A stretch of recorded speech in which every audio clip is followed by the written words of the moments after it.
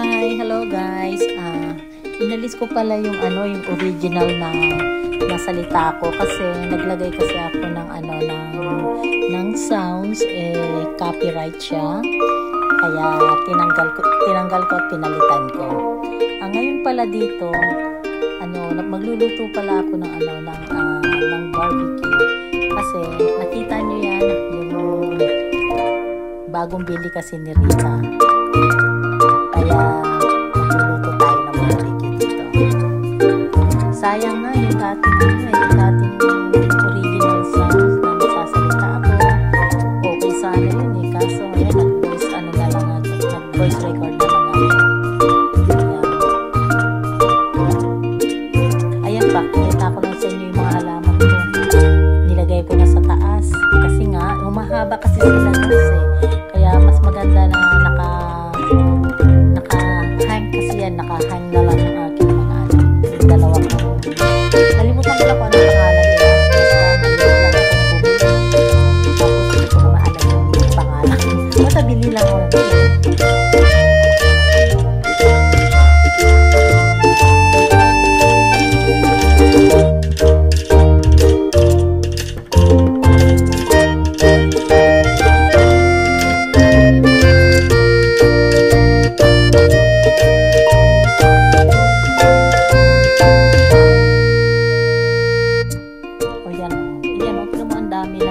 dami ko ng bulaklak dyan. Ang ganda ng red na flower.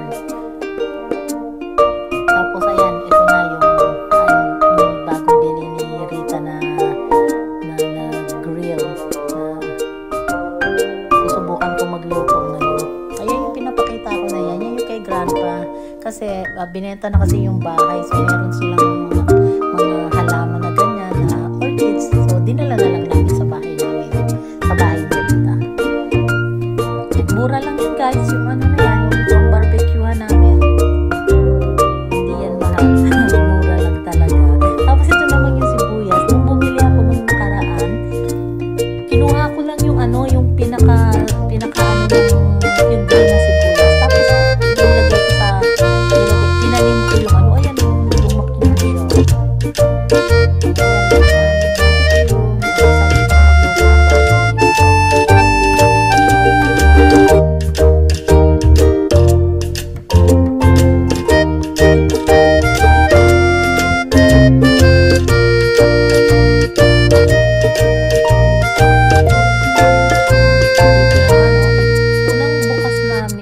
Ko dito, hindi ko malaman kung paano to masisindihan. Ang daming beses ko na siyang inikot-ikot, hindi ko talaga siya makuha. Grabe talaga. Buti na lang nakuha ko nung bandang huli na. Talagang malapit na ako mag-give up Buti na lang, sumindi siya. Kaya yun, nakapagluto ako. Kaya first time kong gagamitin to. Itong ng barbecue na binili ni Rita.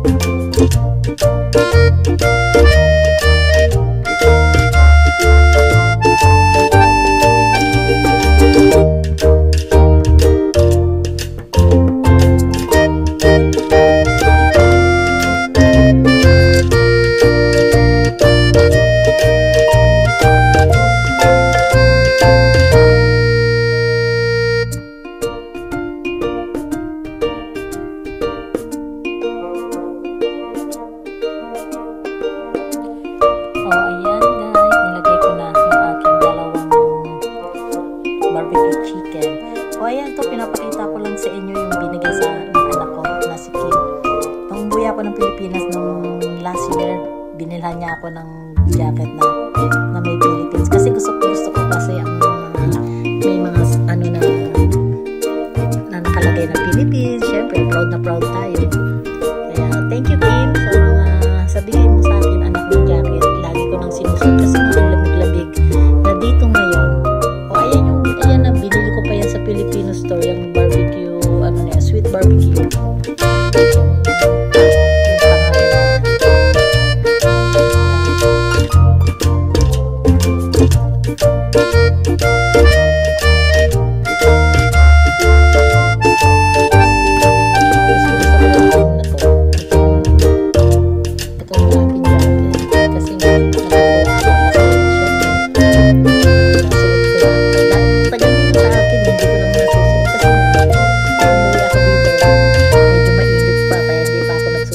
Nagsusot ng mga jacket. So, ngayon, malamig na siya. Kaya, okay na.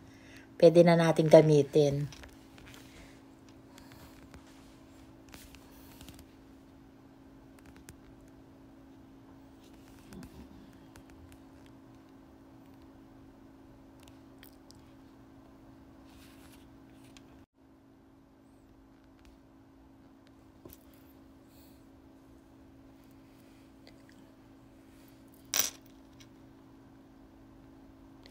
O siya nga pala, hello nga pala sa aking mga team Stardom, team Golden Heart, at saka sa mga sa mga team ko mga member ko sa Team Kaposas. Maraming salamat sa inyo, guys. Thank you. Sa hindi nyo pag-alis at sa pagbabalik din ninyo sa Team Kaposas. Maraming salamat.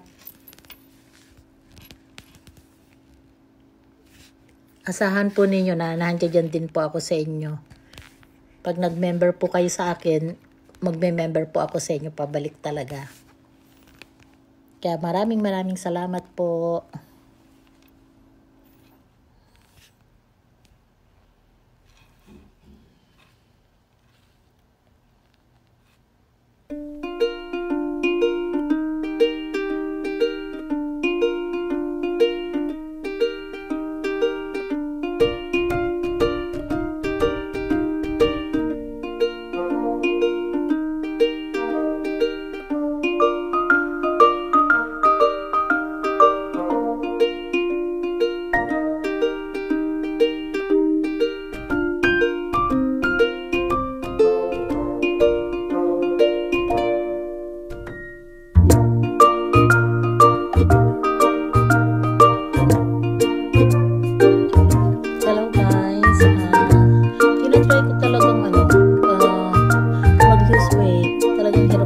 Talaga ako, ano ba yan? Bakit napakahirap? So, ang tagal ko lang hindi kumakain ng kanin. Pero, talagang kahit gutom ako, tinitiis ko talaga na huwag mo nang kumain ng kanin. Laging kinakain ko mga salad, mga fish, chicken, mga ganun, tapos soup.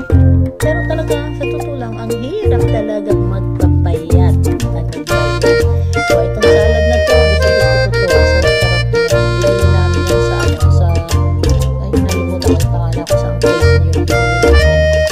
Pero ang sarap.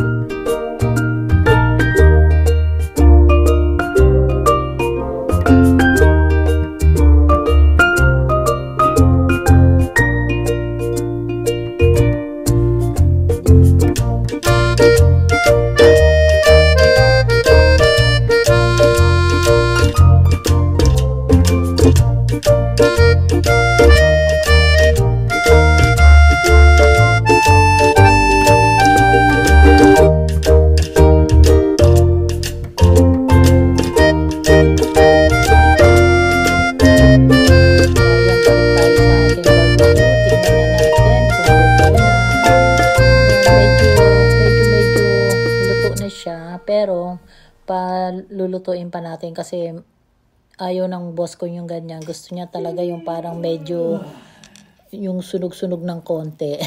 Ewan ko ba bakit yun ang gusto niya pag ganun. Pero ako naman gusto ko kasi ano lang, yung bang meron pang konting juicy ng konti, yung ganun. Kasi mas masarap yun. Kasi pag over naman kasi sa luto, parang nag-dry na yan. Pero yun ang gusto niya kasi. Kaya yung sa kanya, yun medyo sinunog ko ng konti. Pero sa akin, hindi ko sinunog siya ng tama lang. O, tapos nagluto naman tayo ng konting green beans. Inilagay ko lang sa ano ba ito? In-steam ko lang siya. Kasi mas masarap naman yung steam lang. O, ayan, balik ulit tayo sa ating pagluluto. Tignan natin ang loob ko. Ano na ang itsura. O, ayan. So, medyo, na siya, medyo luto-luto na ng konti talaga. Pero, lulutuin ko pa siya.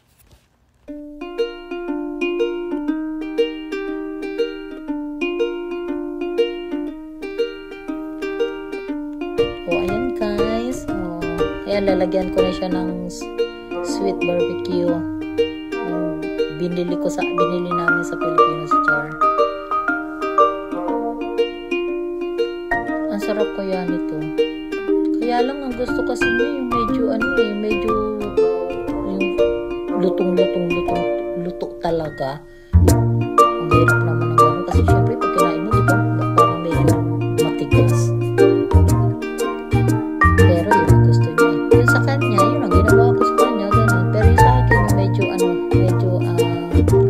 Ayoko nang talagang over sa pagkaluto kasi dry na siya sobra. Ayan, sarap naman din kasi niya. At saka sa chicken guys, hindi ako nagsasawa kasi talaga sa chicken. Mahilig ako sa chicken, ewan ko ba. Mahilig din ako sa isda, mahilig ako sa chicken. Hindi ba ako gaano sa baboy. Sa mga baboy, ang gusto ko lang sa nilaga, sinigang na baboy. Tapos, gusto ko sa baboy. Adobong baboy, yan. Ganyan lang.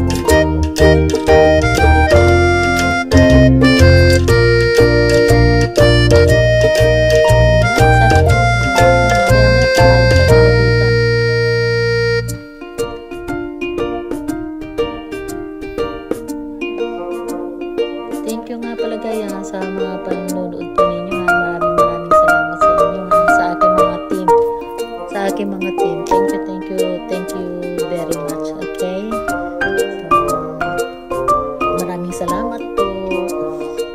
Sobra. Maraming salamat.